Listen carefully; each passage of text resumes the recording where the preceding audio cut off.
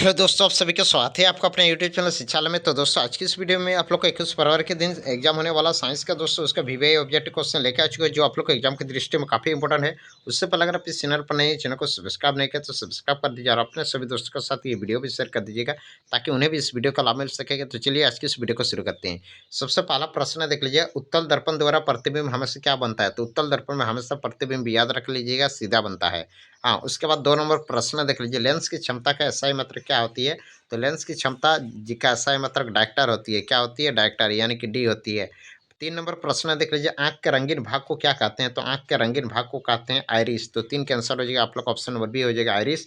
4 number प्रश्न देख लीजिए, 4 नंबर प्रश्न है, प्रत्येक इलेक्ट्रॉन पर कितना कूलम्ब ऋण आवेश होता है? यानी कि ये आप लोग को इससे भी पूछा जाता है, एक इलेक्ट्रॉन पर एक इलेक्ट्रॉन आवेश कितने कूलम्ब के बराबर होते हैं? तो ये होता है 1.6 गुना 10⁻⁻19 कूलम्ब के बराबर होता है। 5 नंबर प्रश्न देख लीजिए, 5 नंबर प्रश्न है, ओम का एसआई मात्रक क्या है? तो ओम का मात्रक होता है प्रतिरोध होती है। तो ओम का मात्रक क्या होती है? प्रतिरोध, रेसिस्टेंस, आर होती है। 6 नंबर प्रश्न है, शरीर में भोजन का पचना किस प्रकार का अभिक्रिया है? तो ये प्रकार का एक प्रकार के वियोजन अभिक्रिया हो जाएगी। 7 नंबर प्रश्न देख लीजिए, जल में घुलनशील क्षारक को क्या कहते हैं? तो जल में घुलनशील क्षारक को क्या कहते हैं? क्षार कहते हैं। 8 नंबर प्रश्न देख लीजिए, 8 नंबर प्रश्न है, अम्लीय विलयन का पीएच मान कितना होता है? तो अम्लीय विलयन का पीएच मान होती है 7 से कम होती है। और 9 नंबर प्रश्न देख लीजिए, 9 नंबर प्रश्न है, कौन सी धातु कमरे के ताप पर द्रव अवस्था में पाई जाती है? तो इसके आंसर जो हो जाएगा पारा। पारा दोस्तों कमरे के ताप पर द्रव अवस्था में पाई जाती है।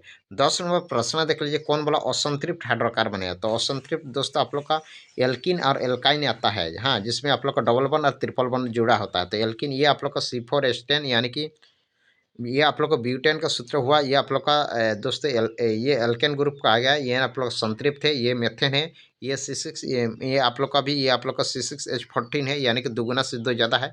ये 1 2 3 ये तीनों आप लोग का संतृप्त हाइड्रोकार्बन में आएगा। किंतु ये जो आप लोग का C2H4 है, ये आप लोग का एथिन है। एथिन का दोस्तों सूत्र होता है C2H4, यानी कि 10 के आंसर हो जाएगा आप लोग का ऑप्शन नंबर है। ये आप लोग का असंतृप्त हाइड्रोकार्बन में आता है। उसके बाद आप लोग देख लीजिए, फिल इन द ब्लैंक्स देख लीजिए।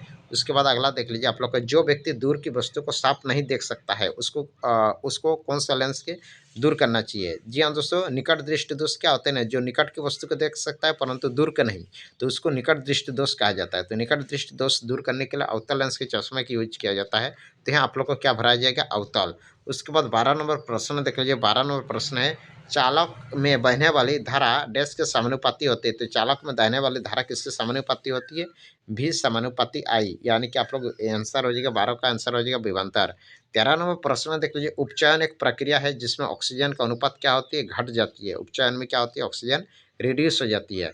14 नंबर प्रश्न देख लीजिए, 14 नंबर प्रश्न है आप लोग का, आयनिक यौगिक के गलना क्या होती है? उच्च होते हैं। उसके बाद आगे हम लोग प्रश्न देख लेते हैं। अगला प्रश्न देख लीजिए दोस्तों, अगला प्रश्न है आप लोग का, मछली के हृदय में कितने कोष्ठक होते हैं? तो मछली के हृदय में आप लोग को याद रख लीजिए 2 कोष्ठक होते हैं। यहीं वाला आगे रहता है, मनुष्य के हृदय में कितने कोष्ठक होते हैं? तो मनुष्य के हृदय में कोष्ठक मतलब चेम्बर, मनुष्य के हृदय में याद रख लीजिए 4 चेम्बर होते हैं। नेक्स्ट प्रश्न देख लीजिए आप लोग का, 28 नंबर, कौन सा मादा जनन तंत्र का भाग नहीं है? मादा जनन तंत्र का भाग नहीं है, तो यहाँ आप लोग को देख सकते हो, अंडाशय मादा का भाग होता है, गर्भाशय भी होती है, डिंब वाहिनी भी होती है, किंतु शुक्राशय ये मादा का नहीं भाग होती है, ये आप लोग का नर जनन तंत्र का भाग होती है। तो 28 की आंसर हो जाएगा आप लोग का शुक्राशय। उसके बाद 29 नंबर प्रश्न देख लीजिए, मेंडल ने अपने प्रयोग में किस प्रकार के पौधों का सिलेक्ट किया था, मैंने चयन किया था? मेंडल ने दोस्तों मटर के पौधों का चयन किया था। हाँ, उसके बाद 30 नंबर प्रश्न देख लीजिए, 30 नंबर प्रश्न है, पृथ्वी पर ऊर्जा का प्रमुख स्रोत क्या है? तो ये आ जाएगा सूर्य। सूर्य पृथ्वी की ऊर्जा का प्रमुख स्रोत है। 31 नंबर प्रश्न देख लीजिए, 31 नंबर, विश्व उष्णता का उत्तरदायी कौन है? विश्व उष्णता मतलब ग्लोबल वार्मिंग, जिसके कारण पृथ्वी के तापमान बढ़ जाती है। तो ये दोस्तों कार्बन डाइऑक्साइड के कारण बढ़ जाती है, यानी कि इसका आंसर हो जाएगा आप लोग का CO2, कार्बन डाइऑक्साइड। 32 नंबर प्रश्न देख लीजिए, 32 नंबर प्रश्न आप लोग को रिक्त स्थान को भरना है। जल और कार्बन डाइऑक्साइड प्रकाश संश्लेषण के लिए आवश्यक है। तो यहाँ आ जाएगा सूर्य का प्रकाश, सूर्य का प्रकाश होगा, जल और कार्बन डाइऑक्साइड प्रकाश संश्लेषण के लिए आवश्यक है, यानी कि प्रकाश संश्लेषण होने के लिए सूर्य का प्रकाश होना चाहिए, जल चाहिए और कार्बन डाइऑक्साइड CO2 चाहिए। अगला क्वेश्चन देख लीजिए। हाँ, तो ये तो दोस्तों आप लोग का VVI ऑब्जेक्ट क्वेश्चन जो आप लोग के एग्जाम की दृष्टि में पूछा जाने वाला प्रश्न है। अभी तक दोस्तों चैनल को सब्सक्राइब नहीं किया तो कर लीजिए। तो मिलते हैं नेक्स्ट वीडियो में, तब तक के लिए बाय बाय।